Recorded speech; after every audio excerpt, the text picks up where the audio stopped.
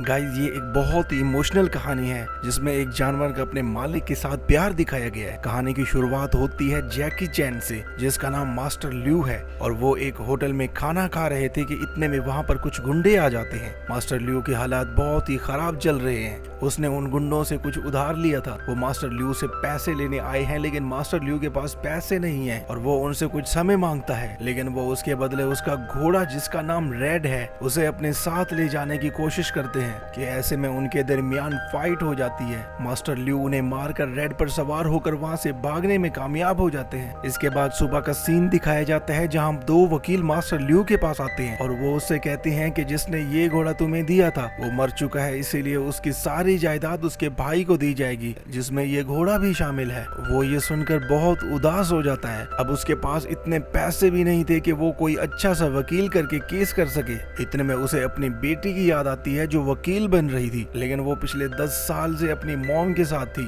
क्योंकि मास्टर ल्यू और उसकी मॉम की डिवोर्स हो चुकी थी। इसके बाद मास्टर ल्यू अपनी बेटी के कॉलेज जाता है और उसे ये केस करने को कहता है, लेकिन उसकी बेटी उसे मना कर देती है क्योंकि उसे अभी तक लॉ का लाइसेंस ही नहीं मिला था। मास्टर ल्यू उसे अपनी मदद करने को कहता है और वो उसे बताता है कि उसके पास कुछ भी नहीं है। इसके बाद वो घर आ जाता है कि इतने में एक शख्स वहां पर आता है और उसे कहता है कि हम फिल्म बना रहे हैं और हमें स्टंटमैन और घोड़े की जरूरत है, क्या तुम ये काम करोगे? मास्टर ल्यू पहले एक स्टंटमैन था, चोट लगने की वजह से उसने काम छोड़ दिया था। वो उसे फौरन हाँ कर देता है और अपने घोड़े को तैयार करना शुरू कर देता है। उसके बाद फिल्म की शूटिंग का सीन दिखाया जाता है जहां उसका घोड़ा ज्यादा लोग होने की वजह से डर रहा था और स्टंट भी नहीं कर पा रहा था, तो डायरेक्टर ने उन्हें निकाल दिया और दूसरे घोड़े को बुलाने का कहता है। अब मास्टर ल्यू उदास होकर बैठ जाता है क्योंकि इतने समय बाद कोई उसे काम मिला था। रेड भी मास्टर ल्यू को उदास बैठा देखकर रोने लगता है और दूसरे घोड़े से जाकर लड़ना शुरू कर देता है। मास्टर ल्यू रेड की तरफ देखता है जो अब स्टंट करने के लिए तैयार था और इसके बाद मास्टर ल्यू और रेड जो स्टंट करते हैं और जो फाइट करते हैं वहां पर काम करने वाले सभी लोग देखकर हैरान रह जाते हैं और वो स्टंट खत्म होने के बाद मास्टर ल्यू को बहुत अप्रिशिएट करते हैं कि भाई वाह, मजा ही आ गया, ऐसी फाइटिंग कभी देखने को न मिली। अब हो जो मास्टर ल्यू की बेटी है वो उसे कहती है कि मेरा बॉयफ्रेंड एक वकील है और वो ही हमारा केस लड़ेगा। अब वो उसे मास्टर ल्यू के पास ले आती है।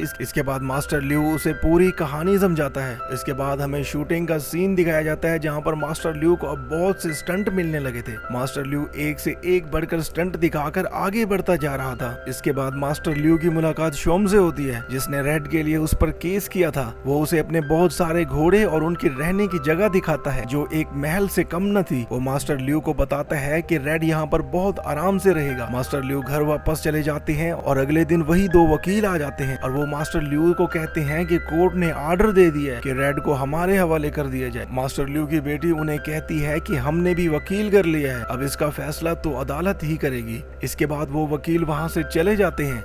इसके बाद शूटिंग का सीन दिखाया जाता है और एक खतरनाक स्टंट होने वाला था। मास्टर ल्यू ने कहता है कि रेड के जंप करने के बाद जो एरिया है वो बहुत ही कम है, इससे हम नीचे गिर सकते हैं, लेकिन डायरेक्टर बहुत ही खड़ूस था। उसने कहा मैं इस सेट पर बहुत पैसा लगा चुका हूँ, अब मजीद पैसा लगाने को मैं तैयार नहीं, अगर तुमने स्टंट नहीं किया तो मैं तुम्हारा कॉन्ट्रैक्ट खत्म कर दूंगा। मास्टर ल्यू मान जाता है और उसके बाद जो हुआ था भाई आप खुद ही देख लो।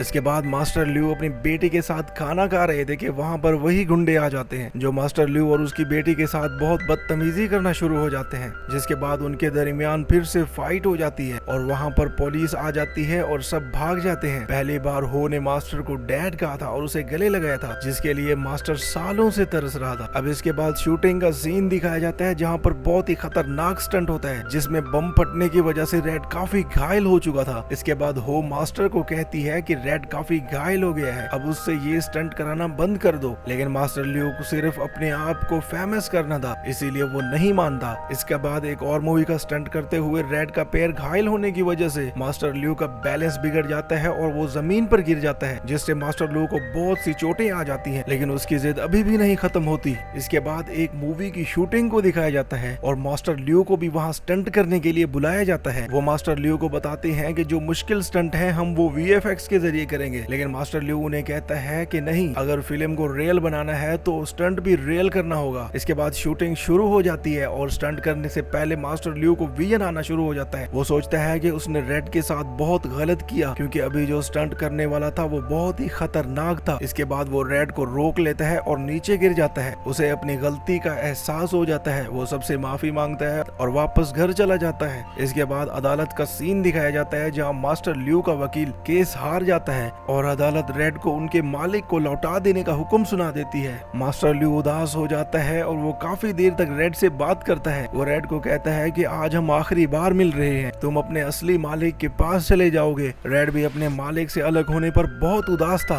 वो रेड को उसके मालिक के घर छोड़ने जाते हैं। वो रेड को वापस छोड़कर आ ही रहे थे कि रेड उनके पीछे दौड़ना शुरू कर देता है और वो बार बार नीचे गिरने के बाद भी मास्टर ल्यू के पीछे दौड़ता रहता है। मास्टर ल्यू गाड़ी रुकवाने को कहता है और मास्टर ल्यू से कहता है कि अब तुम्हारा मालिक कोई और है, अब तुम यहाँ रहोगे, और रेड उदास होकर चला जाता है। कुछ टाइम बाद का सीन दिखाया जाता है जहाँ मास्टर ल्यू की बेटी उस मालिक के पास जाती है और उसे मास्टर ल्यू की लाइफ की पूरी स्ट्रगल दिखाती है और उसे बताती है कि अब यही उसका साथी है, अगर तुमने उससे उसका साथी छीन लिया तो वो मर जाएगा। और अगले ही सीन में हम देखते हैं कि मास्टर ल्यू सोए हुए होते हैं और रेड उसे जगाता है, लेकिन वो समझता है कि मैं कोई सपना देख रहा हूँ, लेकिन उसे एहसास हो जाता है कि वो सच में रेड को देख रहा है। इसके बाद मास्टर ल्यू की बेटी शोम का थैंक्स अदा करती है कि उसने रेड को वापस कर दिया था, और शोम भी उसे कहता है कि अगर तुम ना भी आती तो मैं रेड को वापस कर जाता, क्योंकि रेड ने एक हफ्ते से कुछ नहीं खाया और वो भी मास्टर ल्यू के बगैर बहुत उदास है। और इसी के साथ ये फिल्म स्टोरी एंड हो जाती है। गाइज, आपको ये स्टोरी कैसी लगी? अगर अच्छी लगी हो तो चैनल को सब्सक्राइब करो और वीडियो को ज्यादा से ज्यादा शेयर एंड